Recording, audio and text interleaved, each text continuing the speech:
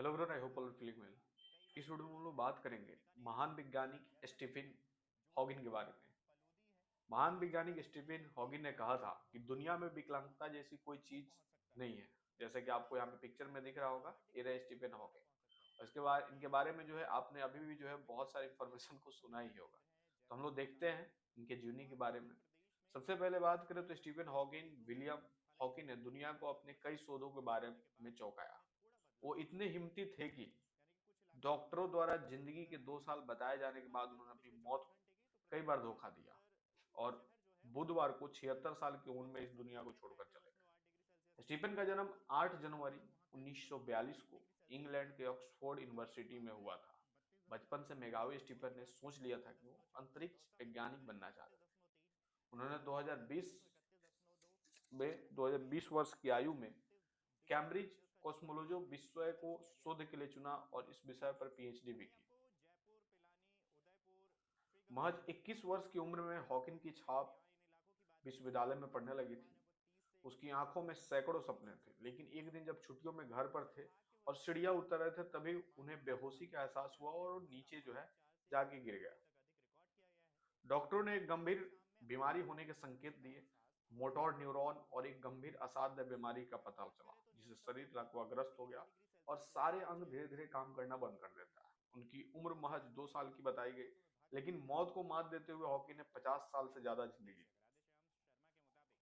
जैसे कि आपको ये दिख रहा होगा, ये अंतरिक्ष का फोटो है। हॉकिंग पर बॉलीवुड में फिल्म भी बनी, जिसके लिए उन्हें कहा जाता था कि विज्ञान पर केंद्रित इस फिल्म से शारीरिक रूप से अक्षम लोगों के दिलों में जीने की उम्मीद जगी। हॉकिंग को विज्ञान पर अपने किए गए शोध पर फख्र था। उन्होंने कहा था कि मैंने ब्रह्मांड को समझने में अहम भूमिका निभाई। वो तब खुश होते थे जब लोगों की भीड़ उन्हें और उनके कामों को जानना चाहती थी। उन्होंने कहा था कि मेरी बीमारी के कारण मैं एक बेहतरीन वैज्ञानिक बन पाया हूँ। मेरी अक्षमताओं की वजह से मुझे पूरा ब्रह्मांड पर किए गए शोध पर सोचने का काम मिला है। मेरे अध्ययन ने साबित किया है कि दुनिया में कोई विकलांग नहीं है। मैं दिमाग को एक कंप्यूटर समझता हूँ, उसके अलग अलग हिस्सों को असफल होने की वजह से काम करना बंद कर देता है। 1974 में स्टीफन हॉकिंग ने दुनिया को अपने सबसे महत्वपूर्ण खोज ब्लैक होल थ्योरी के बारे में बताया। उन्होंने बताया कि ब्लैक होल क्वांटम प्रभावों की वजह गर्मी फैलाते हैं। 5 साल बाद भी वो कैम्ब्रिज यूनिवर्सिटी में गणित प्रोफेसर बन गए और वहीं वह पद था जिस पर कभी महान वैज्ञानिक एल्बर्ट आइंस्टीन भी नियुक्त थे।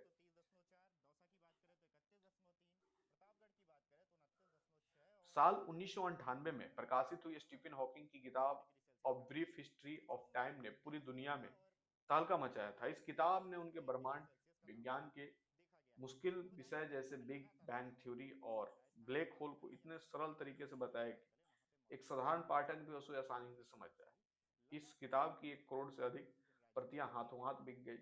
ये वही किताब है जिसने उन्होंने ईश्वर के अस्तित्व को ही नकार दिया। हॉकिंग एक टाइम मशीन बनाना चाहते थे। उन्होंने बार बार कहा था कि अगर उनके पास टाइम मशीन होती तो वो हॉलीवुड की सबसे खूबसूरत अदाकारा माने जाने वाली मर्लिन मुनरो से मिलने जाते।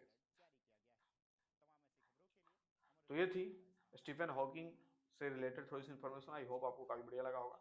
जल्दी मिलते हैं ऐसा ही कोई और नया वीडियो लेकर।